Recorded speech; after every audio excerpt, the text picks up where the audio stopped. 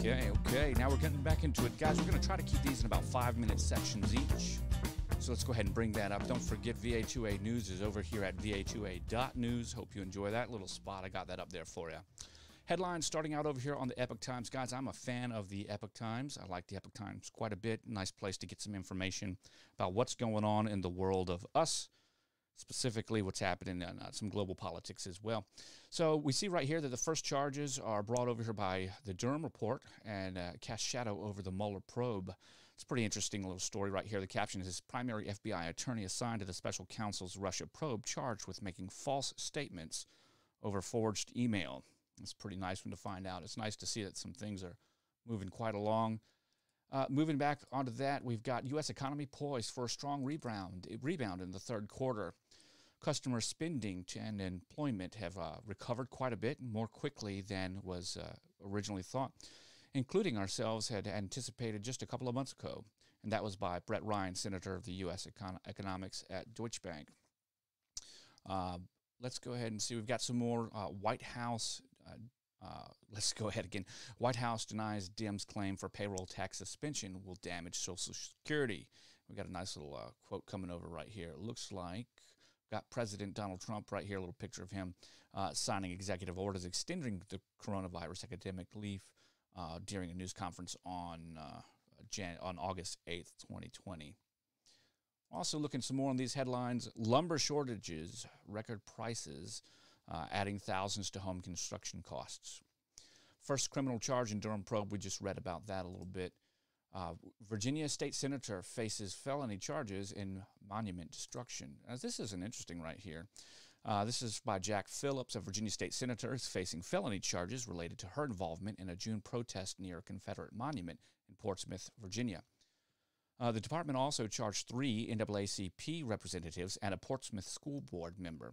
Now, I read this article a little bit before when the news came out. Apparently, the Senator Louis Lucas she was the one that was actually sitting there while police were attempting to stop the protesters, actually rioters, from pulling down the statue. And what happened was she was telling them that they could not and did not have any authority in that matter. Interesting to see where this goes. It seems like maybe a little bit of common sense is catching back up to us. You know, if people want to take down monuments, there's a civil way to do that, and it's through voting, through referendums and things like that, not through grabbing your monument and just ripping it down. Also, someone was injured during this one right here. We got another one, black voters in Milwaukee, between a rock and a hard place. This is basically an opinion piece that's going on. Looks pretty interesting. Let's see what one of these quotes are. All I can do is stay to myself. Democrats will come back again, talk a good game, and say things that are right to get elected, and then ease away from the platform ideas that help inner city or the African community as a whole. Looks like it's an interesting opinion piece just talking about, well, exactly what you said, what it means to get elected, spend the money, and then do nothing. A couple of interesting things that are going on there. Classifying marijuana, same as tobacco. A look at Colorado. It's interesting. How are you guys out there in the comment section and the listeners on classifying marijuana like tobacco? We just had a new law come down through Virginia that makes up to an ounce, I believe. I don't have it pulled up, so if I'm incorrect, please let me know. But makes for up to an ounce a civil violation of some sort. It's no longer criminal. That took place July. I think it was July 1st when the other ones came through. Maybe we'll look at that. But here in Virginia, apparently there's no more criminal penalty as long as it's 1 ounce or less. It's a $25 civil citation. Are there still stigmas on smoking marijuana? I mean, what is that like? Let me know down in the comments below. If you were someone that would hire somebody that was smoking marijuana, I mean, is it just like a beer? Does it really matter? I don't really know that I particularly care if someone is smoking a joint. I don't know. But that's just me. Let's continue on. Let's find something else. Developing world lockdowns may be catastrophic for the third world poor. Interesting. We've got some thoughts here. Another piece, it's Capital Research Center told Epoch Times that the effective spread of free markets on the poorest people has been to raise them out of poverty, and that this comes along with just from one to another station. It raises them out of poverty. That's what capitalism does. Communism, fascism, things that are locally controlled generally depress people and make it more difficult for them to get out of a class structure and things like that. Extreme poverty shortens lifespans, experts say. COVID-19 and the tough government response to the pandemic appear poised to set back the struggle against acute poverty by years as the world braces for what could be the first increase in extreme poverty in 22 years, according to the Associated Press report. So it looks like we've got some just some reporting about that. Another nice source that shows that the concept of government control, communism, or the social democrats doesn't exactly pull us out of poverty. It sends us back to it. And finally, global freedoms at risk over Beijing's national security law. So if you aren't familiar with this, there's a lot going on over in China. They have a new national security law that was in order to rein in a lot of the protests that were going on for, I think, almost a year over in over there. And what has happened is that it makes that their laws that if you are found to be a dissident of whatever that means, that they can send their law recovery section, their police around the world and bring you back. So there is no real way to get out of whatever it is that you might be. You might not be able to get away from their persecution. And this specifically has to do with Chinese citizens. Interesting stuff. There have been the headlines for you there. I hope that you've enjoyed that. Let's go ahead and get everything set up for the next round. We're going to talk about Virginia General Assembly in this special session.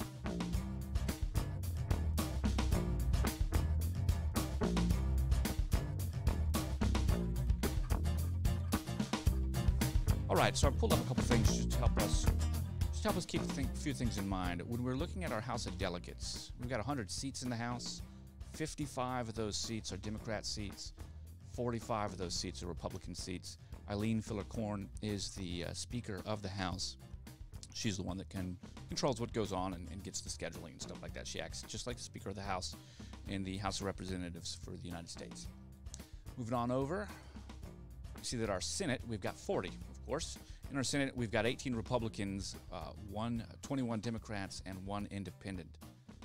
And somewhere in here, I believe there's actually a vacant seat. I can't remember which one it is right now, but just know that we've got a vacant seat, and it may be in the Senate right now, but I don't recall.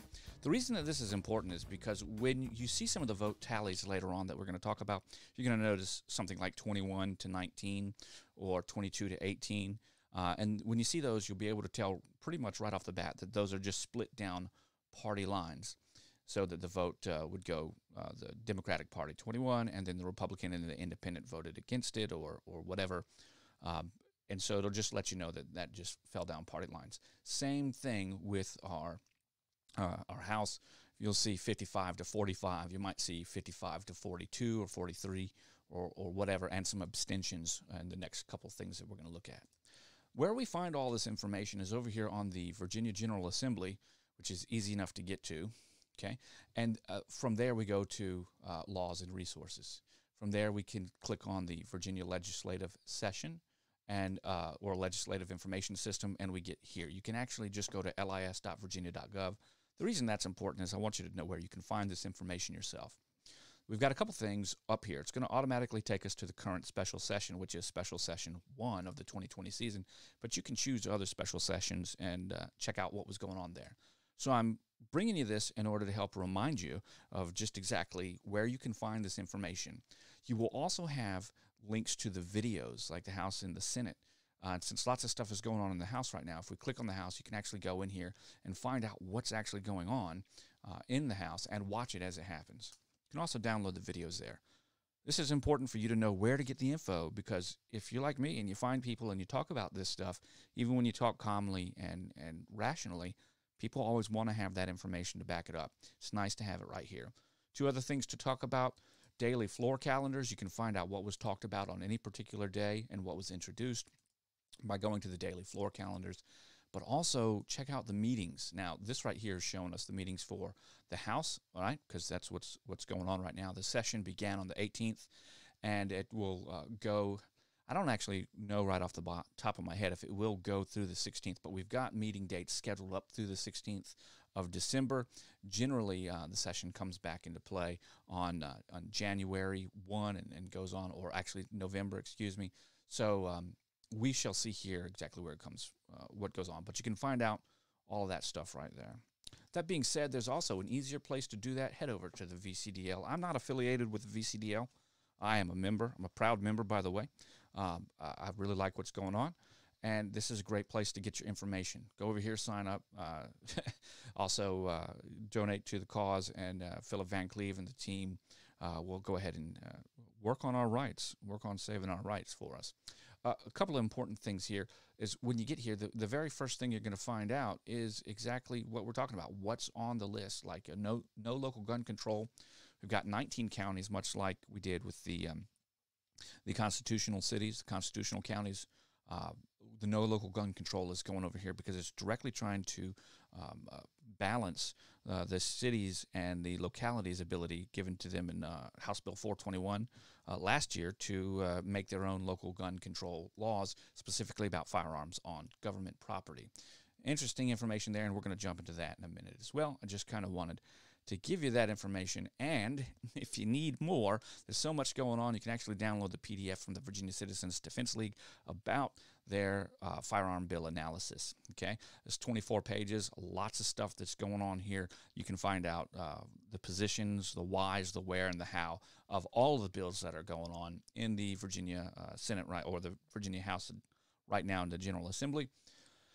And it just makes for a good piece of information to study, so that you can know what's happening.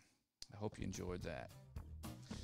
Okay, let's actually get over to it. Just take a minute to wash our thoughts out and get some ideas going on as we transition over to this next part. We're getting everything that's come up so far.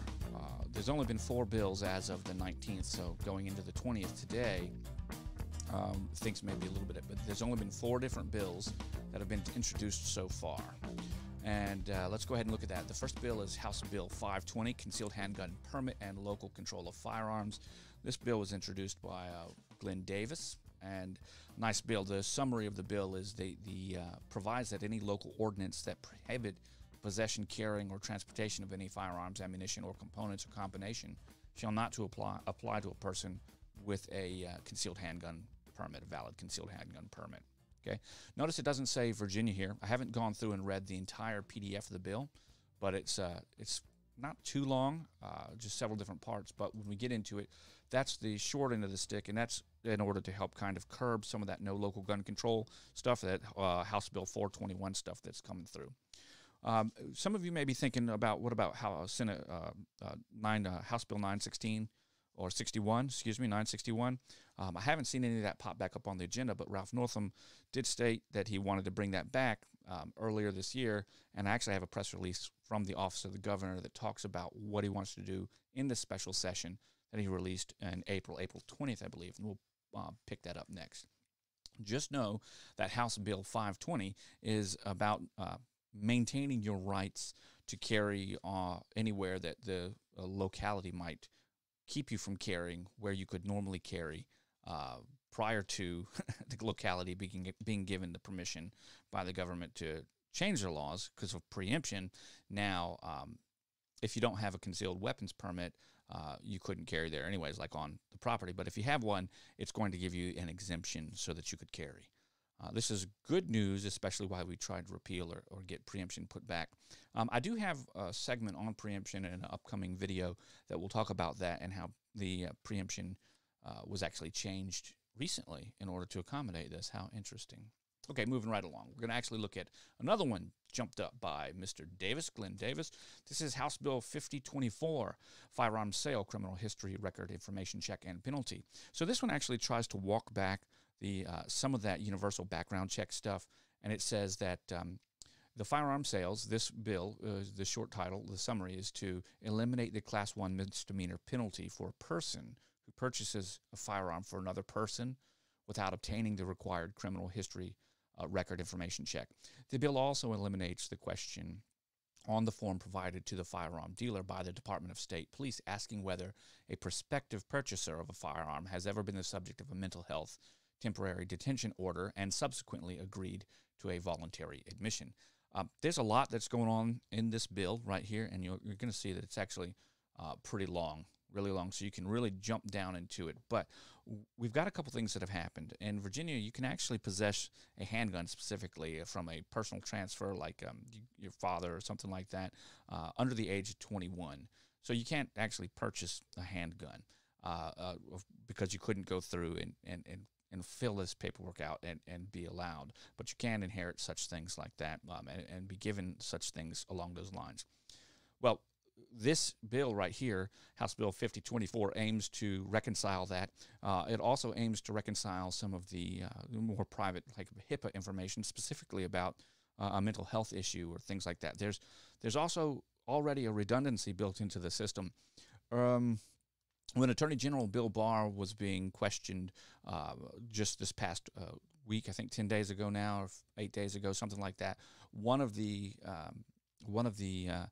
members of the committee was berating him and asking about how many firearms had been stopped by the National Criminal Instant Check System, the NICS system, and under the try and buy, you're not able to get a firearm, but you're going to try it anyways just to see if you slip through. And she was asking about how many people had been prosecuted and how many people had been brought to justice over that, or at least gone out and looked. Anyway, the point was, in 1 month, 24 or 26,000 people were stopped by the NICS system. So there's quite a bit of redundancy. Virginia doesn't need an additional code or an additional step in order to provide the same service that's already being provided. I'm going to step off 1 second here and just add another piece of my thinking. It's kind of like the survivorship bias, and this, you guys may have seen the meme showing up recently, or if you guys know a lot about World War II or find like that kind of stuff, you'll remember that the planes that were coming back from World War II, that after they'd gone their bombing or their fighting runs and everything else, had come back. One of the big things that I forget the engineer that noticed was that, hey, we keep armoring the place where we see bullet holes in the planes. And the problem with that is that, obviously, if the plane is able to fly back safely or return home after being shot up, the places that have the bullet holes in it aren't as important to the plane's flight as the places that don't. So instead of looking for the solution to how we can get more of our aircraft back by the planes that we have with bullet holes, let's look where those bullet holes aren't. Because obviously, if you've got a bunch of shots in the wing, but you don't have a lot of shots in the fuselage area, or the junction where the wing and the actual body of the plane meet, well, then that's where the critical infrastructure is that's being harmed.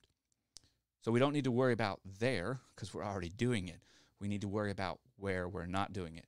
Same thing with the NICS, same thing with the background, universal background, all that stuff. We've got so many checks going on that law-abiding citizens, you guys already know, it's the survivorship bias.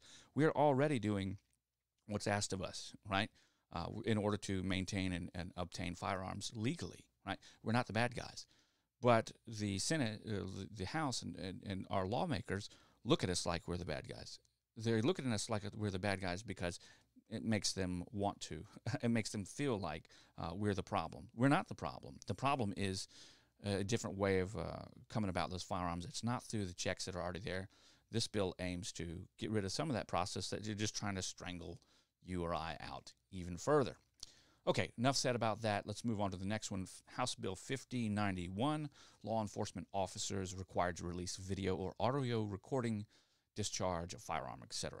Okay, so this bill right here requires that whenever a LEO discharges a firearm or uses a stun gun or a chemical irritant on a person, resulting in death or serious bodily injury, any video or audio recording that relates to the incident produced or obtained by a law enforcement officer shall be open to inspection and available and posted to the website that is maintained by the law enforcement agency or on any other website which the law enforcement agency generally posts information and is available to the public that clearly describes how the public may access such data within 15 days of the incident.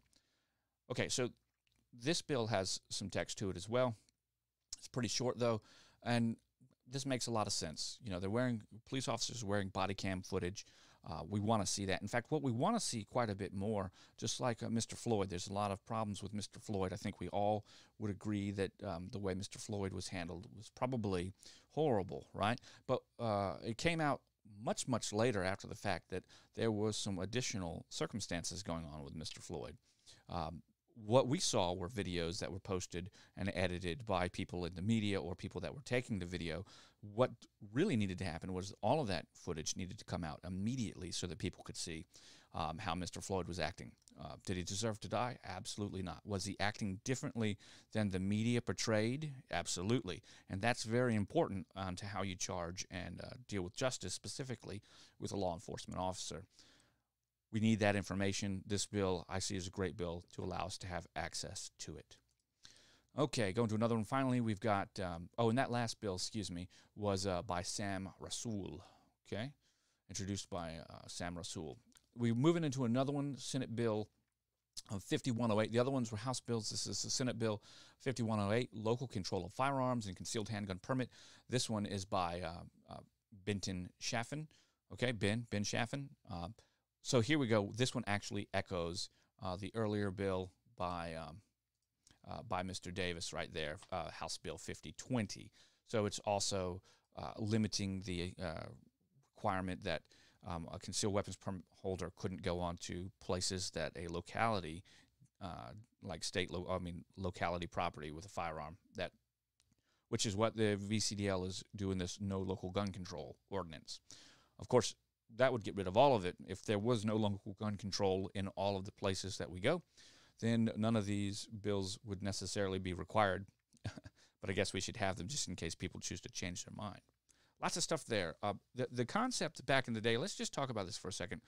The idea of having local laws that are different throughout the Commonwealth is a problem, because then it puts an undue pressure on someone within the Commonwealth traveling from point to point as a citizen of the Commonwealth who followed the laws of open carry in the Commonwealth that would then be subject to different laws in each locality, and would create an undue burden of that person to just go from place to place in their natural everyday life.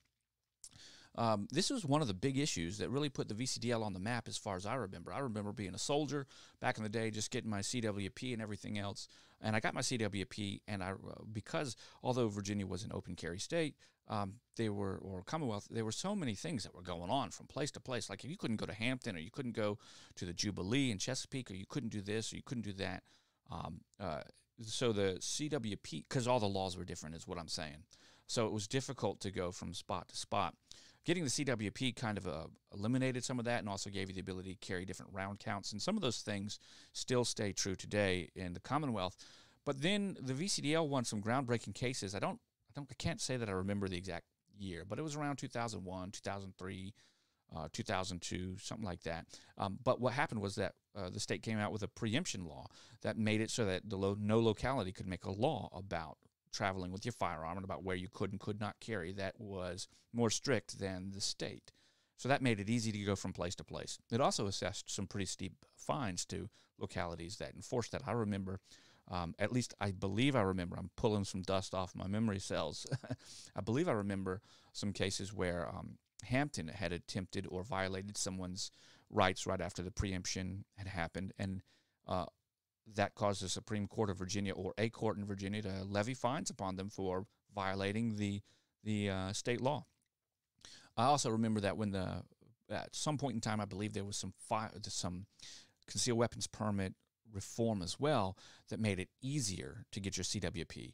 And back in the day, the circuit court might hold your CWPs for months, 6, 7, 8 months, but that's where we got our 45-day de facto turnaround time, and also $10,000 fines, which made localities stop sitting on the CWPs and issue them properly. Okay, so those are just some of my thoughts right there from that instance of which we were talking about. If I was wrong, let me know down in the comments below. Like I said, I'm just pulling off of some memory. Moving on along, I think right now is a great time to kind of talk about Ralph Northam and what he actually said, and this is from the governor's office right here. And this is important. April 10th, 2020, Office of the Governor, spoke funkily right there for a second. Let me go ahead and get a little drink.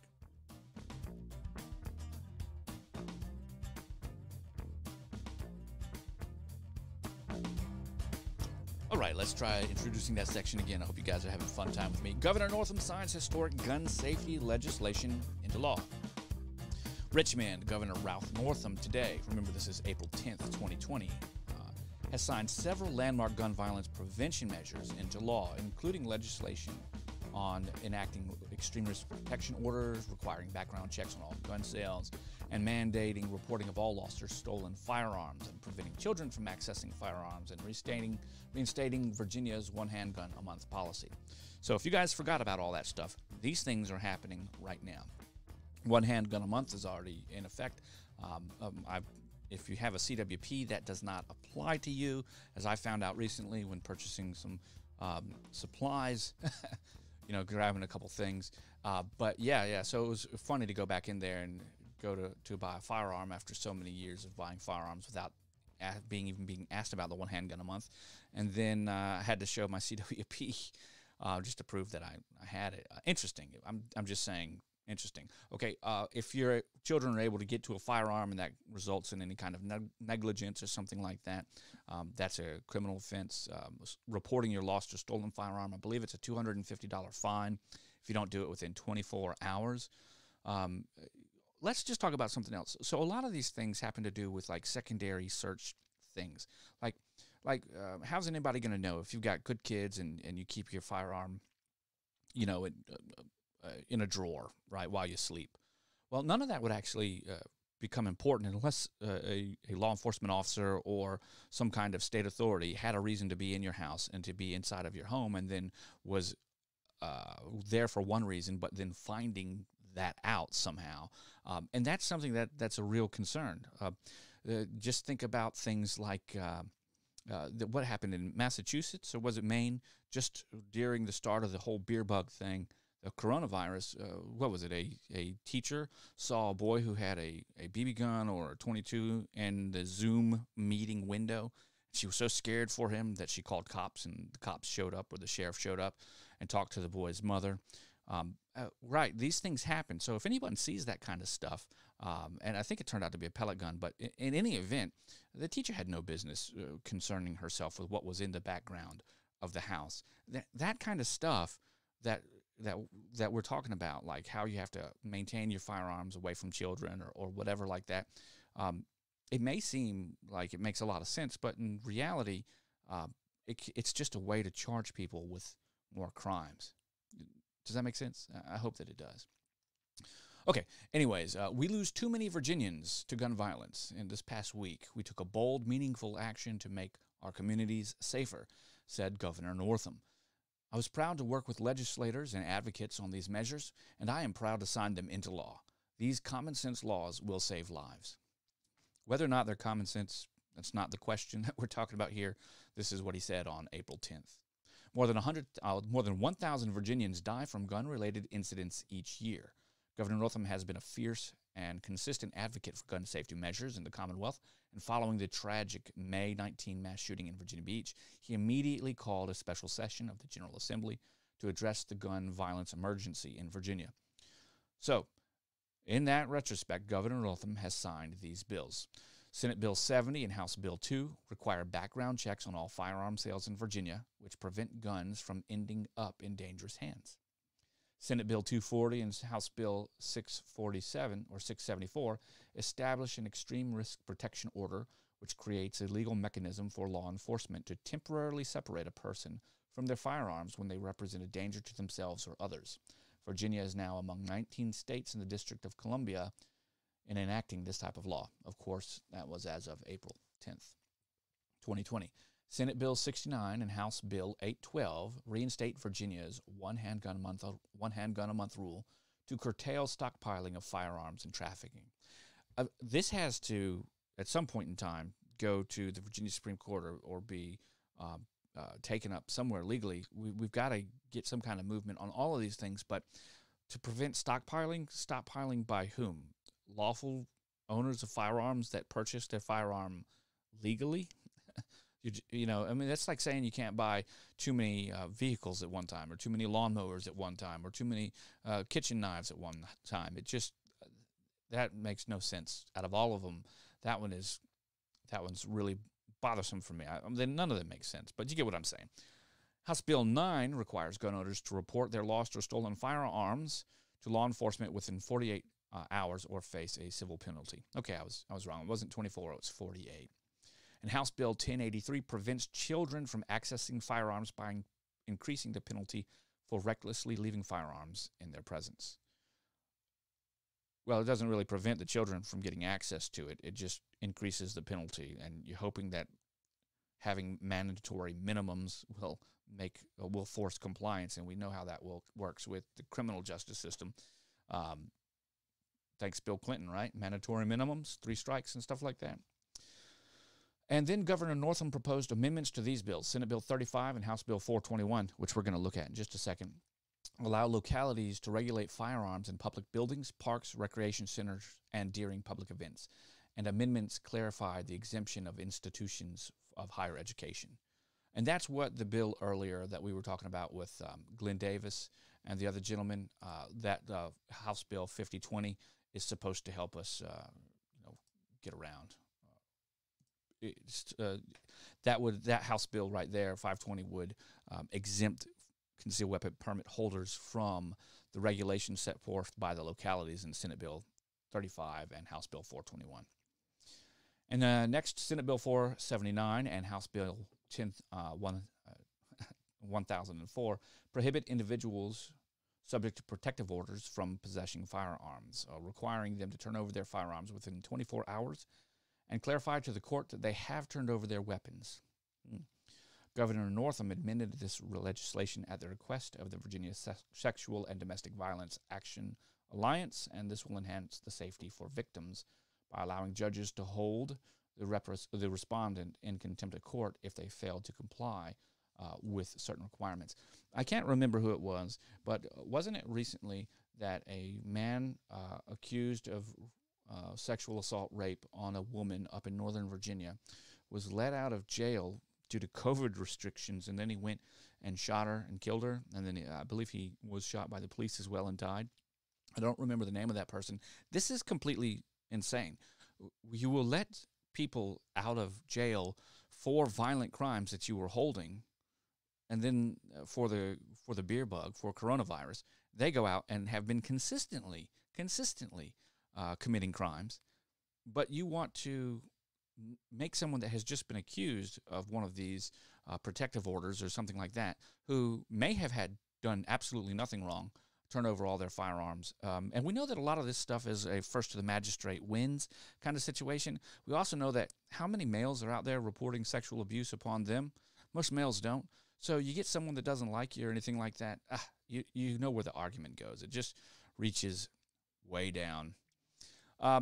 So they're going to continue with this. Let's actually go ahead and look at Senate Bill 35, just so that you know. And I'm going to read this. This is the one that allows firearms and ammunition, etc., controlled by localities by governing possession within the locality. This is interesting. So the short title, or the short summary, is that this bill, Senate Bill 35, which was passed in the last session, authorizes any locality by ordinance to prohibit the possession of carrying firearms, ammunitions, or components, or any combination thereof. All right? Parts 4 lower, there you go. In any building or part owned or used by such locality for government purposes. Any park or owned, operated by the locality. Any recreation or community center facility. Or any public street, road, alley, sidewalk, or public right-of-way, or any other place where the nature that is open to the public is being used or is adjacent to a permitted event, or any event that would otherwise require a permit. Provisions limiting the authority of localities and states governing entities to bring lawsuits against certain firearm manufacturers and others are also repealed. The bill also provides that any firearm received by the locality pursuant to a gun buyback program shall be destroyed by the locality unless the person surrendering such a firearm requests in writing that such surrender of the firearm be sold. The provisions of this bill do not apply to the activities of the Senior Reserve Officer Training Corps, SROTC, such as VMI, operated a public or private institution of higher education, or any intercollegiate athletics program operated by a public or private institution or of higher education and governed by the National Collegiate Athletic Association, or any sports team recognized by the public or private institution of higher education where the sport engaged in by such program or team involves the use of a firearm. And the bill contains technical amendments, and it incorporates a bunch of other bills into it. That just means that this one's a long one. So when we look at this one, I mean, it is pretty long. Maybe that's the original text.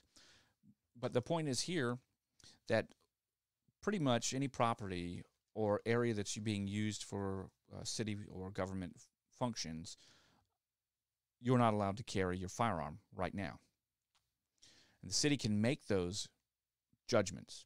So if your city has passed those resolutions, then your city is not, you can't have a firearm on those areas, which therefore means if you're traveling like Virginia Beach, we don't have any of this nonsense currently. So, but if we travel, to a locality that does, and you don't know it, you've got some problems. You're committing a misdemeanor, possibly even a felony, depending on how it's viewed.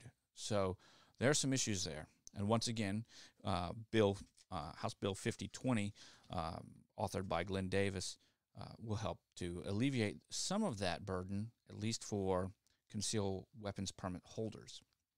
And finally, 421, House Bill 421 is the same thing. It was just one was the Senate side and one was the House side.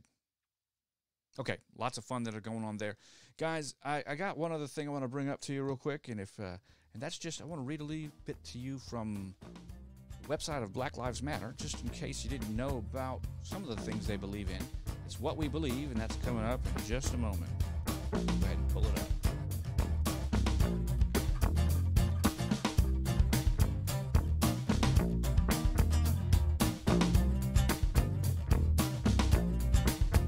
Lots of fun here. Of course, this page, pretty big page going on with What We Believe. What I found out through just talking with people out and about around town in my general area is that most of them have not been to the Black Lives Matter or even very many Democratic or any opposite sites web pages. Like if you're a Republican, lots of people I talk to don't necessarily watch CNN or don't listen to any of the sound bites or don't go to the DNC's web page or things like that. So I think one that's really important for us to look at real quick is just a couple of lines here. There's a lot going on with this statement. But this is the Black Lives Matter, What We Believe. Now, this is the organization, and there's a couple of things that are important about that. It's going to go into some history beginning 4 years ago with the Black Lives Matter Global Network. Is going to talk about Trayvon Martin and all of these things. Now, a lot of this stuff has quite a bit to do with creating an emotional response, which is normal when you're trying to engage somebody. I'll remember that it's also written from a perspective that is going to be empowerment of blacks over whites or anybody else, because the concept is black lives don't matter. All lives don't matter until black lives matter, right? Now, that argument's been going on for years, how people talk about that, blue lives, this, that, and that. And if you have to put a color in front of lives matter, you've got a problem in the first place, because realistically, all lives matter. The Lord God told us so. But when you get through all of this and you read through it and the history and everything, you're going to find some key tenets. And it's right here, right about halfway down, they start talking, after they get through their history, they start talking with this line: our commitment to the liberation for all black people means that we are continuing to work the work of our ancestors and fighting for the collective freedom because it's our duty. All right, people that want freedom, definitely, I can deal with that, fight for freedom, okay? That's not what's happening in riots across the world, or, that's not what's happening in America. Fighting for freedom is turning into something a little different. But every day we recommit to healing ourselves and each other by co-creating alongside our comrades, allies, and a family, a culture where each person feels seen, heard, and supported. And we acknowledge, now here's the deal, this is what they're affirming: we acknowledge, respect, and celebrate differences and commonalities. Think about that for a second. There's not a celebration of differences at all, okay? This is an outright lie. You can just look and see how people are being treated. What about little Cannon that was just shot in the head? Quite a bit of stuff like that going on. We work vigorously for freedom and justice for black people and, by extension, all people.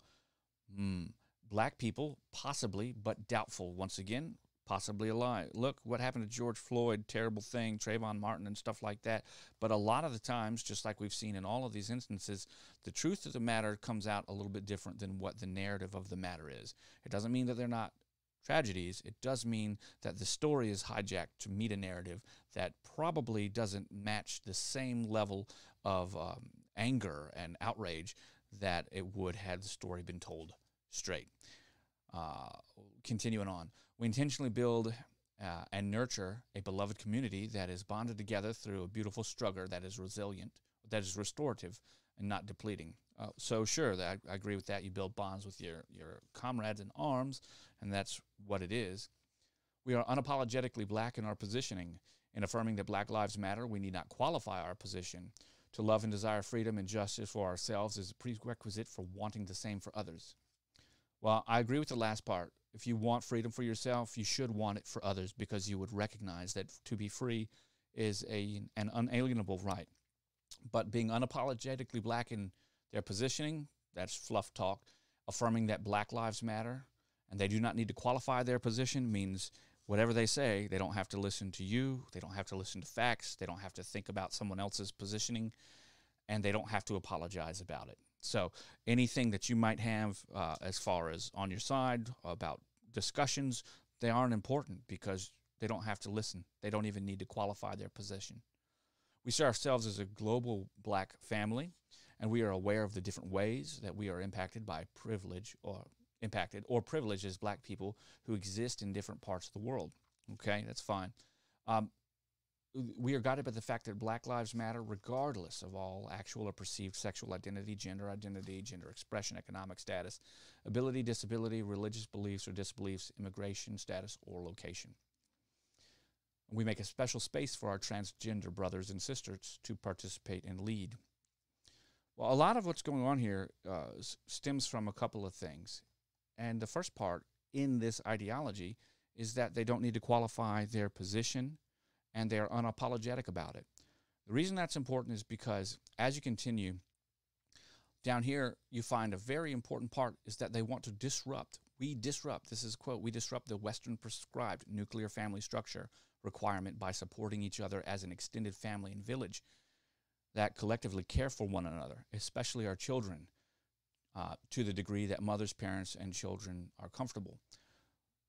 So with all of that, when you start talking about disrupting the Western prescribed nuclear family, that's the concept that this country was founded on a Judeo-Christian belief that the Lord is our Savior and that He blessed America, possibly even through Abraham and Sarah. Depends on exactly what you want to believe and read. But without getting too deep into it, when you want to bust up the narrative of a good value system, you get all kinds of crazy stuff. And what makes Christianity especially important with this and important to break up is it's that the uniqueness of a singular God that's bringing us together is something that has given a morality to America that allowed it to save itself, recorrect for past indiscretions, as well as moving forward and save the world in World War II. These are thoughts, that today are being thrown back and tread upon. And part of it is by mixing up all of these concepts and destroying that and making it easy that anybody can be whatever they want or however they want. Black lives do matter, 100%. And if anyone tells you that they don't, that's a problem. The organization Black Lives Matter is taking that narrative that Black Lives Matter, just like all lives matter, and twisting it for political gain. And I think if you go over here and you read some of this some more, you might come to that same conclusion yourself. That's going to do it for tonight. We are done. I want to thank you for watching. If you got any comments, don't forget to leave them down below. Find me over at anchor.fm/VA2A news. If you want to leave a comment to this, then we can bring up in another show. It would be quite a bit of fun. As well as, don't forget to check out the VA2A website. Hit us up over on Facebook and YouTube. Leave your comments down below. Let me know what you thought of this kind of format. I'm Rob. I'm happy to be your host today. I'll catch you guys on the flip side.